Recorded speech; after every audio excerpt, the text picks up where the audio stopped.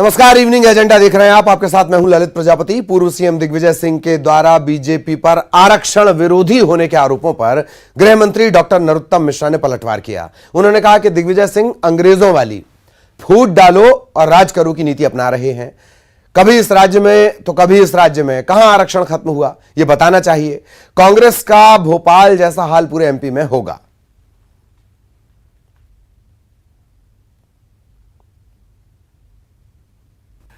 राज्य और बता देते वो। दरअसल ये दिग्विजय सिंह की एक टैक्टिस है जो अंग्रेजों की थी, फूट डालो राज करो। और ऐसे ही उन्होंने खरगोन के दंगों में कहीं की मस्जिद कहीं लगा दी थी, मस्जिद पर झंडा फहराते हुए कोई और दिखा दिया था। भोपाल के पुल को पाकिस्तान का पुल, एक रेलवे का पुल लगा दिया था। ये भी उसी से रिलेटेड है कि अब ये कैसे जातियों में बांटे और कैसे, इसलिए उन्होंने कहा कि वहां आरक्षण समाप्त कर दिया है, इस राज्य में कर दिया, वो राज्य में कर दिया, और भ्रम फैला के थोड़ा बहुत फायदा मिल जाए। भोपाल जैसी स्थिति होगी कांग्रेस की मध्य प्रदेश। आरक्षण खत्म करने को लेकर भ्रम फैला रही कांग्रेस का हाल पूरे एमपी में भोपाल जैसा होगा। सहयोगी शरद हमारे साथ जुड़े हुए हैं, शरद के पास आपको लिए चलेंगे। शरद, वार पलटवार के सिलसिले और इन सब के बीच डॉक्टर मिश्रा न सिर्फ पलटवार कर रहे हैं बल्कि वो लगातार मिसालें भी दे रहे हैं। एक बात, दूसरी बात, दिग्विजय के उस ट्वीट पर एक पत्रकार ने भी बड़ा दिलचस्प ट्वीट किया है कि बिल्कुल करना चाहिए, पर शुरुआत राघवगढ़ से क्यों नहीं। शरद।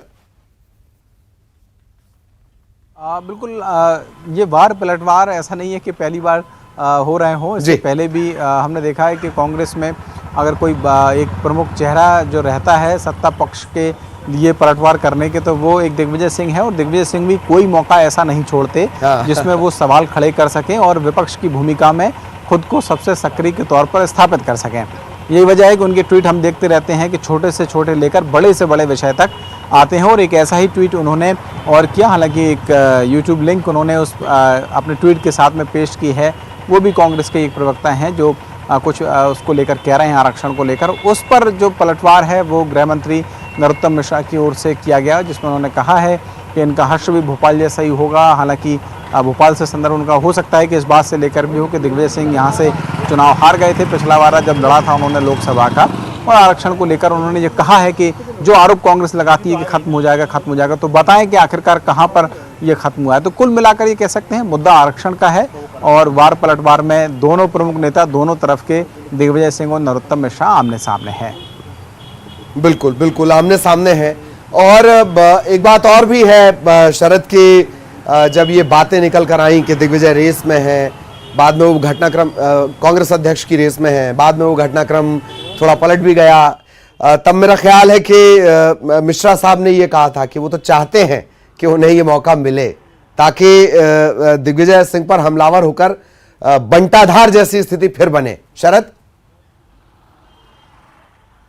बिल्कुल सही कहा है आपने। और फिर देखिए, जब अगर बात निकलेगी तो फिर बहुत दूर तक जाएगी। वो दिग्विजय सिंह जो ये कहते हों कि वो जहां जाते हैं वहां कांग्रेस के वोट कट जाते हैं, वही दिग्विजय सिंह अगर राष्ट्रीय अध्यक्ष की रेस में शामिल हो जाएंगे तो इसका मतलब है कि फिर कांग्रेस का बंटाढार हो ही जाएगा, जो खुद वो स्वीकार एक बार कर चुके हैं अगर वो ऐसा पहले मानते थे। हालांकि बाद में हो सकता है कि उनके विचार बदले हों। लेकिन एक बात ये भी कही जाती है राजनीति में कि दिग्विजय सिंह कोई भी काम बिना सोचे समझे नहीं करते। एक बात ये भी उठी जो आप विपक्ष के सत्ता पक्ष के बारे में कह रहे हैं कि इस बार दरअसल चाणक्य को भी मात दे दी कमलनाथ की ओर से, क्योंकि चाणक्य जैसी रेस में आए, कांग्रेस के चाणक्य के बारे में कह रहा हूँ कि वो रेस में आए तो उन्होंने इनका गेम बिगाड़ने के लिए एक और गेम चल दिया। तो ऐसे जो आरोप प्रत्यारोप है, अंदरूनी गेम का ही खेल चल रहा है। शरद, मैं आपको रोकना चाह रहा हूँ, आप लगातार बने रहें। रजनीश अग्रवाल साहब इस वक्त हमारे साथ जुड़े हुए हैं और अभी संदर्भ निकला तो रजनीश अग्रवाल साहब से भी चर्चा जब हो रही थी तब उन्होंने कहा था कि हम तो शुभकामनाएं दे रहे हैं और सौभाग्य होगा कि उनके हाथ में कांग्रेस की कमान जाए। बहरहाल अग्रवाल साहब, एक विषय आया आरक्षण को लेकर और ये कहा जा रहा है कि आरक्षण विरोधी हैं बीजेपी, और डॉक्टर मिश्रा ने उस पर पलटवार भी किया है। जी प्लीज अग्रवाल साहब। कि दिग्विजय सिंह जी जातियों में लड़ाई कराना चाहते हैं, उपद्रव फैलाना चाहते हैं। और ये तथ्य ये है कि मोदी सरकार जब पहली बार बनी है तो संविधान संशोधन करके 10 साल के लिए आरक्षण बढ़ाने का काम इसी भारतीय जनता पार्टी की सरकार ने किया। संविधान संशोधन हुआ और राज्यों की सरकार ने भी किया, क्योंकि संविधान संशोधन होता है तो एक निश्चित प्रतिशत में राज्यों की सरकारों को भी प्रस्ताव विधानसभा में पारित करना होता है। हाँ। दिग्विजय सिंह जी केवल भ्रम फैलाना चाहते हैं, जातियों को जातियों से लड़ाना चाहते हैं, क्योंकि इनकी दाल गल नहीं रही। दिग्विजय सिंह जी उनकी पार्टी में अप्रासंगिक हो चुके हैं। पहले ये लोगों में भ्रम था कि दिग्विजय सिंह जी एक परिवार के बहुत खास हैं, क्योंकि उनको लगातार ये बताया जाता रहा कि राहुल गांधी जी के गुरु यही हैं। लेकिन अब जिस प्रकार से राष्ट्रीय अध्यक्ष नहीं बनने दिया गया, कमलनाथ जी ने भी अपनी राजनीतिक चाल चली, दाव पेंच चला और दिग्विजय सिंह जी की फाइल निपटा दी। तो अब दिग्विजय सिंह जी खुरापात करने पर फिर आमादा हो गए हैं। लेकिन दिग्विजय सिंह जी की ये खुरापात करतूत जनता में कामयाब नहीं हो पाएगी, क्योंकि जनता सच्चाई जानती है। जी, अजय सिंह यादव साहब जुड़े हुए, उनसे भी एक रिएक्शन ले लेते हैं। अजय सिंह यादव साहब, बात यह आई कि बीजेपी आरक्षण विरोधी है, अब जवाब यह आ रहा है बीजेपी की तरफ से कि यह खुराफात है जो दिग्विजय सिंह कर रहे हैं, फूट डालो राज करो की नीति। देखिए ललित जी, भारतीय जनता पार्टी की मूल संस्था आरएसएस के सर संचालक मोहन भागवत जी ने 2015 में बिहार चुनाव के समय कहा था कि देश में आरक्षण की पुनः समीक्षा होना चाहिए। ये उनका ऑफिशियल बयान था, उसमें कहीं कोई भ्रम की या किसी दो मत की बात नहीं है। बिहार चुनाव हार गए तो आप समीक्षा नहीं कर पाए और दोबारा वही अपना राग अलापने लगे। असल में भारतीय जनता पार्टी आरक्षण विरोधी है, दलित आदिवासी पिछड़े वर्गों की विरोधी है। और दूर क्यों जाते हैं, मध्य प्रदेश में 70 सालों से भाजपा की सरकार मिलने दे रही है। इसलिए दिग्विजय सिंह जी ने बिल्कुल सही कहा है, भारतीय जनता पार्टी मूल रूप से पिछड़े दलित आदिवासी। ठीक। यादव साहब, थोड़ा जुड़ने में भी आपको देरी हुई थी, मैं आपको रोक रहा हूं। बहुत बहुत धन्यवाद आपका।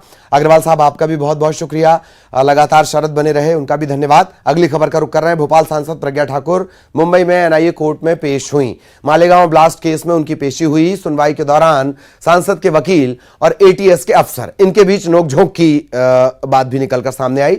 जज ने दोनों पक्षों को शांत कराया है। प्रज्ञा ठाकुर ने जज से पीठ दर्द की शिकायत की, उन्हें कुर्सी पर बैठने की इजाजत मिल गई। पूरे मामले की सुनवाई मराठी में चल रही थी। प्रज्ञा ने हिंदी में सुनवाई का निवेदन भी किया।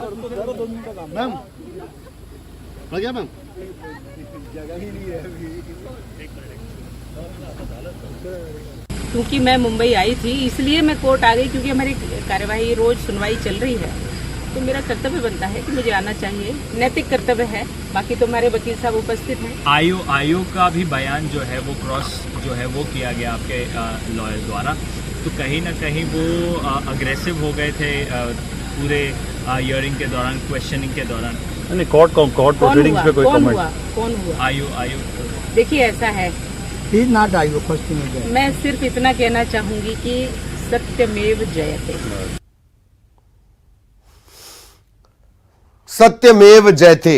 जब भी प्रज्ञा ठाकुर से सीधा सवाल पूछा जाता है और जवाब की गुंजाइश थोड़ी इधर और उधर होती है तो वो दार्शनिक हो जाती हैं। बहरहाल शैलेंद्र हमारे सहयोगी इस वक्त हमारे साथ जुड़े हुए हैं। शैलेंद्र, नोकझोंक की कोई खास वजह पता चल पाई? एक बात। दूसरी बात, ये इतिहास दरअसल ऐसा हो चला है शैलेंद्र की जब भी साध्वी की पेशी होती है उस दिन उनकी अस्वस्थता और उसके बाद फिर कभी कबड्डी की तस्वीरें आ जाती हैं, कभी बास्केटबॉल की तस्वीरें सामने आ जाती हैं। बहरहाल इसी पर वापस आ रहा हूं। नोकझोंक की कोई खास वजह शैलेंद्र? देखिए, अभी जो स्पष्ट वजह तो सामने नहीं आ पाई, लेकिन ये बताया जा रहा है कि जो आईओ थे वो बहुत सारे तथ्य जो है वो मराठी भाषा में पेश कर रहे थे। उसको लेकर कहीं ना कहीं जो साध्वी प्रज्ञा सिंह है उनके द्वारा आपत्ति दर्ज कराई गई थी और ये कहा गया था कि क्योंकि वो हिंदी भाषी राज्य से आती है और ऐसे में बहुत सारी बातें अगर मराठी में कही जाएंगी तो उनकी समझ में नहीं आएगी और बाद में उनका क्रॉस वेरिफिकेशन उनके वकील अगर पूछेंगे उनसे तो वो बहुत सारी जानकारियाँ नहीं दे पाएंगे। शायद ये एक वजह रही थी जिसको लेकर नोकझोंक हुई। और दूसरा, आपने जो कहा कि उन्होंने ये बात भी कोर्ट में कही कि उनके पीठ में दर्द रहता है और उसके बाद उनको व्हील चेयर भी उपलब्ध कराई गई। ये बात सही है कि लगातार जिस तरीके से ये मामला आगे जा रहा है या जिस तरह से सुनवाई हो रही है उस दौरान कई बार साध्वी प्रज्ञा सिंह या उनके वकील के द्वारा इस तरह के तथ्य रखे गए हैं कि उनकी तबीयत ठीक नहीं रहती और ऐसे में वो अधिक सुनवाइयों में शामिल नहीं हो सकती हैं। ये जो मामला है बहुत लंबे समय से एनआईए कोर्ट में चल रहा है और उसको लेकर लगातार साध्वी प्रज्ञा सिंह की तरफ जो है वो पेशी हो रही है और तमाम जो तथ्य है वो एक एक करके रखे जा रहे हैं। और जिस तरीके से आज भी जिस तरीके से नोकझोंक हुई, उसके पहले भी कुछ कई बार इस तरह की खबरें आती रही हैं कि कई मुद्दों को लेकर या कई जो तर्क रखे जाते हैं उसको लेकर जो साध्वी प्रज्ञा सिंह हैं वो उनके साथ खड़ी नजर नहीं आती और कहीं ना कहीं उस सबको लेकर भी वो आपत्ति दर्ज कराती रहती है। तो ये कोई पहला मामला नहीं है कि जब उन्होंने किसी बात को लेकर कोर्ट रूम में आपत्ति दर्ज कराई हो। इसके पहले भी इस तरह के जो तथ्य सामने आते रहे कि वो जो आपत्ति दर्ज कराती रही है। जी बिल्कुल बिल्कुल, बहुत बहुत शुक्रिया आपका शैलेंद्र, तमाम जानकारी के लिए। रायपुर का रुख कर रहे हैं। 2023 विधानसभा चुनाव के लिए कांग्रेस का मिशन बस्तर की 12 विधानसभा में मैराथन बैठक कांग्रेस करने जा रही है। पीसीसी अध्यक्ष मोहन मरकाम दौरा करेंगे।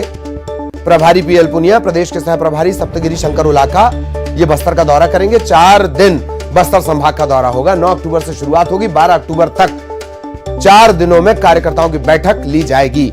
हाल ही में मोहन मरकाम ने 4 दिवसीय पदयात्रा के जरिए कार्यकर्ताओं का मन टटोला था। कुछ दिन पहले ही मरकाम और पुनिया ने बिलासपुर संभाग की हारी हुई सीटों का दौरा किया था।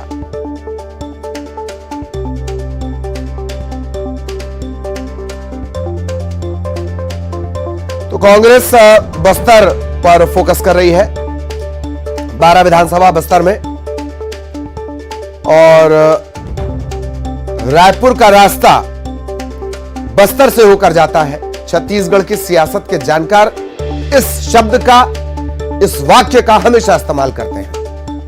कांग्रेस उसी बस्तर में अपने आप को और मजबूत करने के इरादे से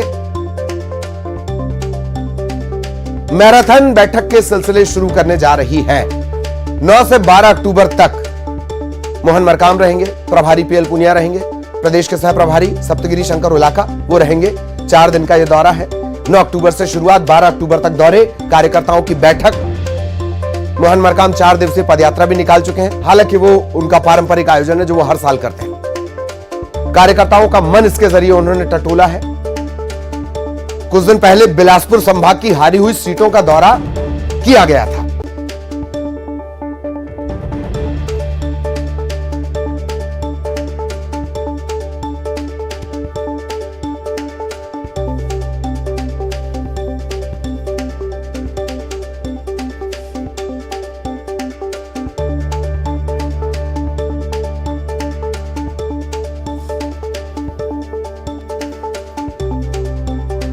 बारह विधानसभाओं में कांग्रेस मंथन करने जा रही है।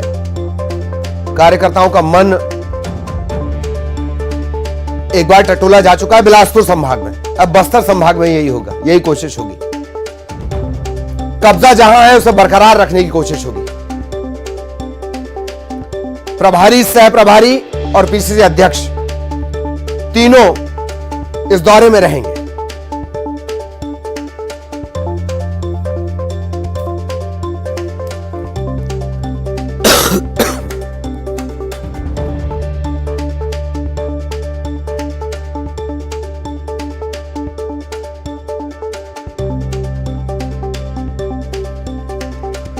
सहयोगी प्रकाश जगदलपुर से हमारे साथ जुड़े हुए हैं। प्रकाश, क्या कुछ अपडेट इस दौरे को लेकर?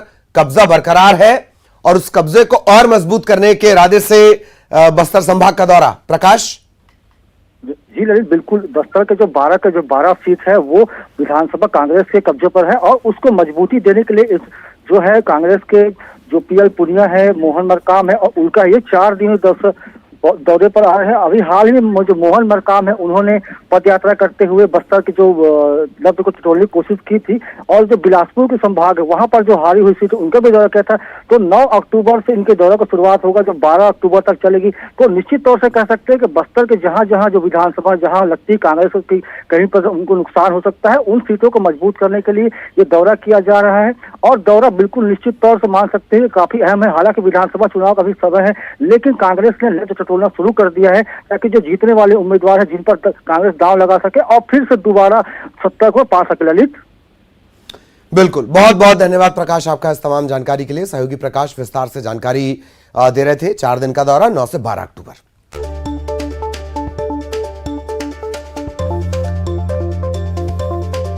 तो प्रकाश जिस तरह से जानकारी दे रहे थे, 12 सीटों पर कांग्रेस का कब्जा, उस कब्जे को बरकरार रखने की कोशिश, हारी हुई सीटों पर भी लगातार फोकस। इससे पहले आपने देखा बिलासपुर संभाग का दौरा और अब 9 से 12 अक्टूबर बस्तर संभाग के दौरे पर रहने वाले हैं पीसीसी अध्यक्ष प्रभारी पीएल पुनिया, सह प्रभारी उलाका, सप्तगिरी शंकर उलाका। 9 अक्टूबर से इस दौरे की शुरुआत होगी। 12 अक्टूबर तक कार्यकर्ताओं की बैठक ली जाएगी। 4 दिन का यह दौरा, फीडबैक लिया जाएगा, नाराजगी के बारे में पता किया जाएगा। इससे पहले हमने आपको बताया तकरीबन 70 सीटों पर, हालांकि कभी ये बात 35 निकल कर आती है, कभी ये 70, लेकिन कई सीटों पर कांग्रेस ने सर्वे करवाया। सर्वे में रिपोर्ट कार्ड कमजोर आया। कांग्रेस के नेता इसे खारिज करते हैं। सुशील आनंद शुक्ला इसे सिरे से खारिज करते हैं। पर वहीं जब मोहन मरकाम साहब से बात की जाती है, न्यूज़ 18 ने उनसे भी बात की, वो ये कहते हैं कि हां कुछ कमी है और हम निश्चित तौर पर उसे सुधार रहे हैं। इस तरह की बातों के बीच बस्तर का रास्ता जो रायपुर के रास्ते को मजबूत करता है, बस्तर संभाग जिसके पास रायपुर उसका, और यही वजह है कि कांग्रेस बस्तर में किसी तरह की गलती नहीं करना चाहती। 9 से 12 अक्टूबर 4 दिन का दौरा, कार्यकर्ताओं की बैठक।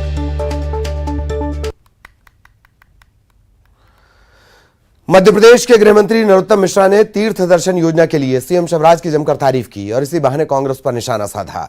गृह मंत्री ने कहा कि सीएम शिवराज श्रवण कुमार की भूमिका में बुजुर्गों को तीर्थ करा रहे हैं। कमलनाथ ने तो योजना बंद कर दी थी। गृह मंत्री ने यह भी कहा कि बीजेपी चुनाव को ध्यान में रखकर काम नहीं करती।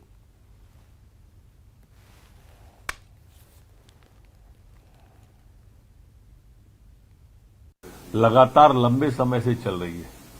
भारतीय जनता पार्टी चुनाव को ध्यान में रखकर कभी काम नहीं करती। वो सेवा को और विकास को ध्यान में रखकर काम करती है। उसी का परिणाम है कि बाकी के दल सिमटते जा रहे हैं और भारतीय जनता पार्टी पर लोगों का विश्वास बढ़ता जा रहा है, आस्था बढ़ती जा रही है। ये कमलनाथ जी ने बंद कर दी थी तीर्थ दर्शन योजना, टोकन चलाई थी नाम के लिए। हमारी सरकार, हमारे मुख्यमंत्री श्रवण कुमार की भूमिका में बुजुर्गों को तीर्थ करा रहे, और बुजुर्गों को तीर्थ करा रहे हैं। आप उन बुजुर्गों से मिलिए तो जो किसी न किसी कारण से तीर्थ नहीं कर पाए या उनके बच्चे उन्हें तीर्थ नहीं करा पाए, उनको अगर निःशुल्क यात्रा पूरी की पूरी मय सुविधाओं के भोजन पानी के साथ में मिल रही है तो उसके लिए बड़ी योजना है ये। सेल्फी का शौक कई बार जानलेवा साबित होता है, इसके बाद भी लोग जान जोखिम में डालते हैं। ऐसी तस्वीरें पन्ना से सामने आई।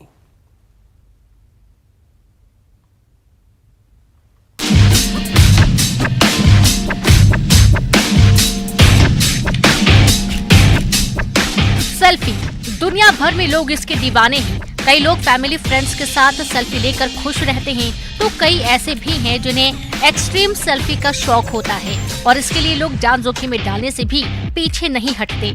सेल्फी की ऐसी ही दीवानगी इधर भी नजर आ रही है, देखिए जरा।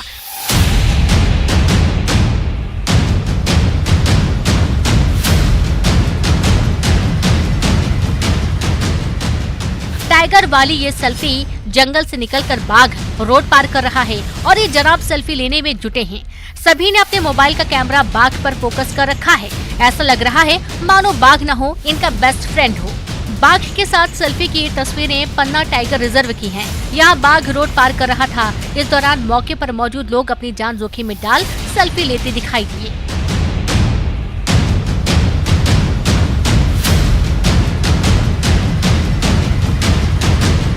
ये लोग बेखौफ होकर बाघ के साथ सेल्फी ले रहे हैं, लेकिन बाघ का मूड अगर जरा भी बिगड़ता तो ये सेल्फी जानलेवा साबित हो सकती थी। लेकिन गनीमत है कि बाघ भड़का नहीं।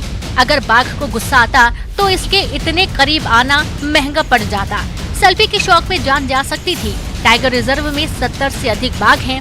बाघ अक्सर रोड पार करते या ग्रामीण इलाकों में घूमते देखे जा सकते हैं, लेकिन इसका मतलब ये नहीं कि बाघों के साथ सेल्फी ली जाए। सेल्फी का शौक कई बार जानलेवा साबित होता है। कई लोगों की जान तक चली जाती है, लेकिन इसके बाद भी सेल्फी के चक्कर में लोग जान से खिलवाड़ कर रहे हैं। बाघ के साथ सेल्फी ले रहे इन शौकीनों को भी समझना चाहिए कि जंगल में अगर बाघ नजर आ जाए तो समझदारी खुद की हिफाजत करने में है, सेल्फी लेने में नहीं। ऐसी लापरवाही जान पर पड़ सकती है भारी। संजय तिवारी, न्यूज़ 18, पन्ना। और इवनिंग एजेंडा में इतना ही। आगे जरूर देखिए 15 सेकंड में खबर।